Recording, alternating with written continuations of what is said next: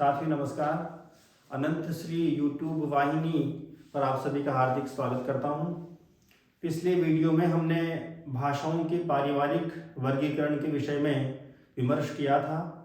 आज के वीडियो में हम विभिन्न भाषा परिवारों का विस्तार से अध्ययन करेंगे। यदि आप अनंत श्री वाहिनी पर नए हैं तो सब्सक्राइब करें, शेयर करें। साथियों, जैसा कि हमने पिछले वीडियो में चर्चा की थी, विमर्श किया था, विश्व की सारी भाषाएं 18 भाषा परिवारों में विभाजित हैं और उनके 4 खंडों में हमने उनको बांटा था। तो जो पहला खंड था यूरेशिया, यूरोप और एशिया, उसमें 10 भाषा परिवार सम्मिलित हैं। उन्हीं भाषा परिवारों में से कुछ भाषा परिवार हम इस वीडियो में विमर्श के लिए ले रहे हैं, जिनमें से पहला जो भाषा परिवार है वो द्राविड़ भाषा परिवार है।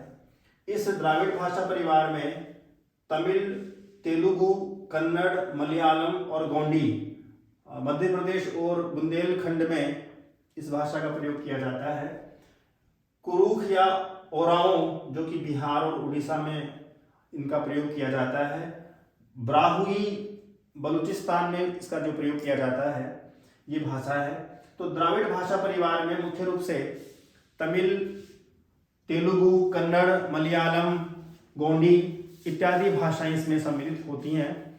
मुख्य रूप से भारत में दक्षिण भारत हम जिसे कहते हैं, उस दक्षिण भारत के 4 जो राज्य हैं, आंध्र प्रदेश, तमिलनाडु, कर्नाटक और केरल, इन 4 राज्यों में प्रमुख रूप से बोले जाने वाली भाषाओं में आपकी तमिल भाषा है, तेलुगु भाषा है, कन्नड़ है और मलयालम। ये चारों भाषाएं इसी द्राविड़ परिवार की भाषाएं हैं। इन भाषाओं में देखा जाए सबसे पहले तो तमिल जो भाषा है उस भाषा में यूँ कह सकते हैं कि द्राविड़ परिवार की भाषाओं में सबसे समृद्ध भाषा है, जिसमें सबसे अधिक साहित्य मिलता है। ये भाषा मुख्य रूप से तमिलनाडु और श्रीलंका में बोली जाती है। तृतीय शताब्दी ईसा पूर्व से इसका साहित्य मिलता है और यह अत्यंत समृद्ध भाषा है। इसमें उच्च कोटि का साहित्य है और स्वर और व्यंजनों का इसमें पृथक विधान है और बहुत विपुल साहित्य मिलता है। यूँ कहें कि हिंदी भाषा के अतिरिक्त संस्कृत भाषा में विपुल साहित्य है। उसके बाद में अगर किसी भाषा में साहित्य बहुत अधिक मात्रा में लिखा गया है तो वो भाषा जो है तमिल भाषा है। उसके बाद में तेलुगु भाषा जो कि आंध्र प्रदेश की भाषा है। ये आंध्र जाति का उल्लेख अपने ऐतरेय ब्राह्मण है, महाभारत है और अशोक के अभिलेखों में भी इसका उल्लेख मिलता है। तो बहुत प्राचीन भाषा है। आंध्र जो जाति है और आंध्र प्रदेश जो हमारा राज्य है उसमें ये तेलुगु भाषा बोली जाती है। 11वीं सदी से इसका साहित्य मिलता है और इस भाषा में भी बहुत विपुल साहित्य का निर्माण हुआ है। कन्नड़ भाषा जो कि कर्नाटक, मैसूर इत्यादि की मुख्य रूप से बोली जाने वाली भाषा है, ये भाषा भी द्राविड़ भाषा परिवार में ही सम्मिलित है। केरल में बोले जाने वाली भाषा मलयालम है और मलयालम भाषा में बहुत अधिक शब्द संस्कृत के यथावत रूप से मिलते हैं।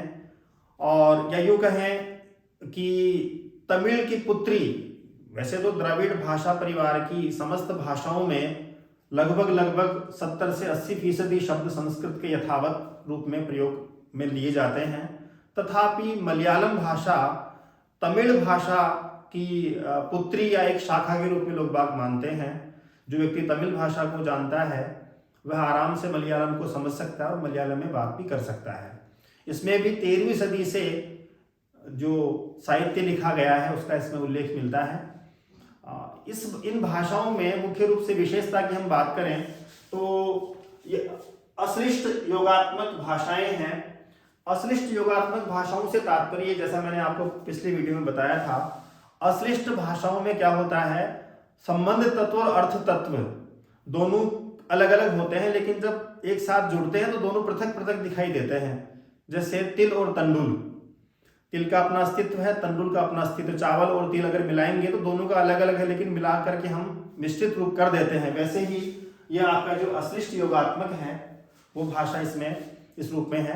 जैसे हम शब्द कहें सरल और ता, तो सरलता, सरलता एक शब्द बन गया, तो उसमें सरल शब्द अलग दिख रहा है और ता अलग दिख रहा है। तो ये भाषाएं जो है आपके अश्लिष्ट योगात्मक भाषाएं, इस रूप में इनका जो प्रकृति और प्रत्यय है इस रूप में मौजूद रहता है।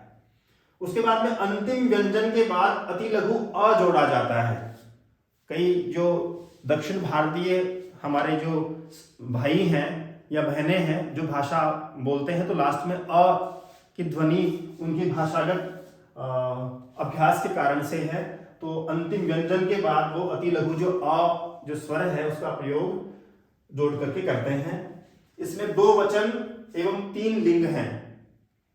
तो वही स्त्रीलिंग, पुल्लिंग, स्त्रीलिंग और नपुंसकलिंग 3 लिंग हैं और 2 वचन के रूप में इस भाषा में जो है हमें उल्लेख मिलता है। मूर्धन्य ट वर्ग की ध्वनियों की प्रधानता है। ट वर्ग जो ट, ठ, ड, ढ, इस वर्ग की इन भाषाओं में अधिक प्रधानता है। और इसके अतिरिक्त जो है इनमें संज्ञा के अनुसार विशेषणों के रूप नहीं चलते हैं।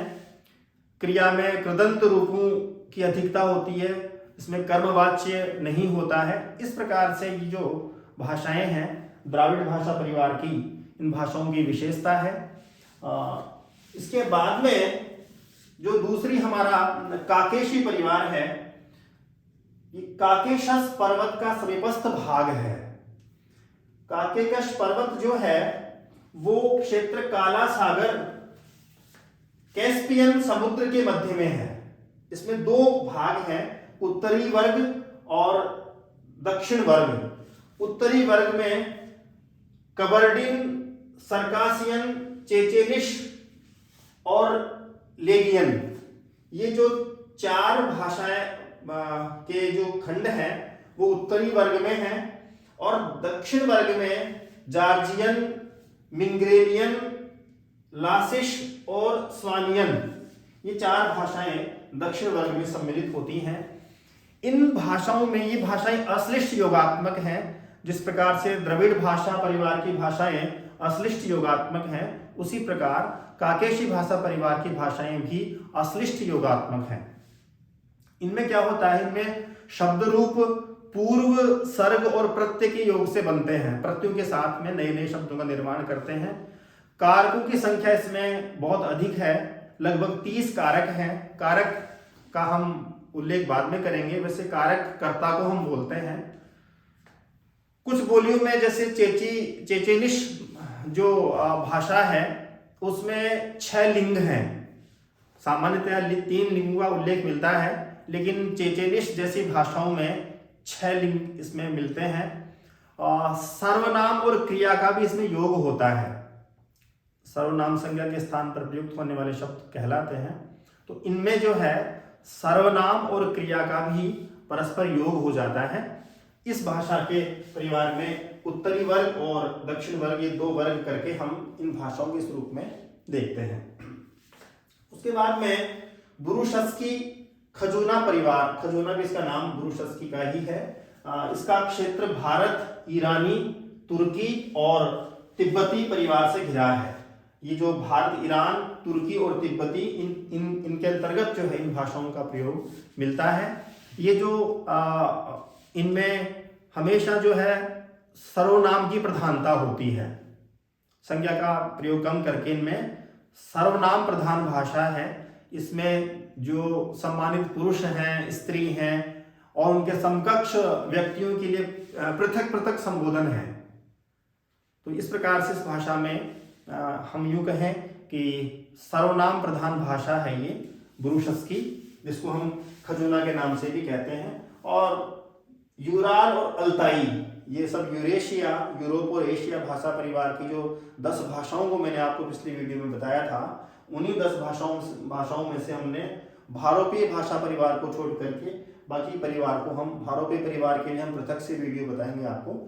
इसमें यूराल और अल्ताई जो परिवार है, ये जो परिवार है इसमें उत्तरी महासागर से लेकर के दक्षिण में भूमध्य सागर तक और पश्चिम में अटलांटिक महासागर से रूस में ओखोटस्क सागर तक, इसमें हंगरी, टर्की, फिनलैंड आदि देश जो इसमें सम्मिलित होते हैं। और इनमें ये मुख्य रूप से ये जो दक्षिण में भूमध्य सागर तक, उत्तरी महासागर से लेकर के, और पश्चिम में अटलांटिक महासागर से रूस में ओखोटस्क सागर तक इस जो है यूराल अल्ताई परिवार का विस्तार मिलता है। यूराल वर्ग में फिनो और उग्री दो वर्ग हैं, फिनो और उग्री।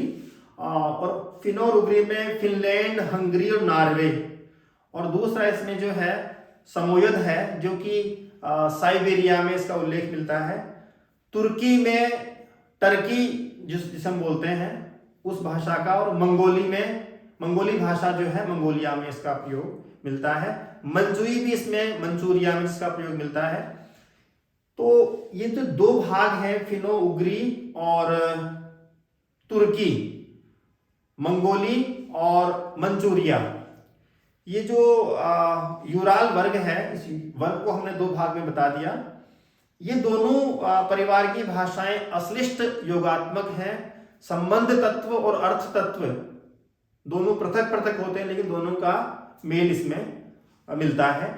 धातु या शब्द में प्रत्यय जुड़ते हैं, धातु हो चाहे शब्द हो, उनमें प्रत्यय जुड़ते जाते हैं। धातु में परिवर्तन नहीं होता है, और शब्दों के बाद संबंधवाचक जो सर्वनाम हैं प्रत्येक रूप में जोड़े जाते हैं। तो इस प्रकार से आज की वीडियो में हमने द्राविड़ परिवार, काकेशी परिवार, गुरुशस्की परिवार और यूराल अल्ताई परिवार, इन चार यूरेशिया परिवार की भाषाओं के वर्गों को हमने आज की वीडियो में देखा। अगले वीडियो में हम इसी वर्ग की अन्य भाषाओं के बारे में चर्चा करेंगे, विमर्श करेंगे। आप सभी का धन्यवाद। जयतु संस्कृतम, जयतु भारतम, जय हिंद।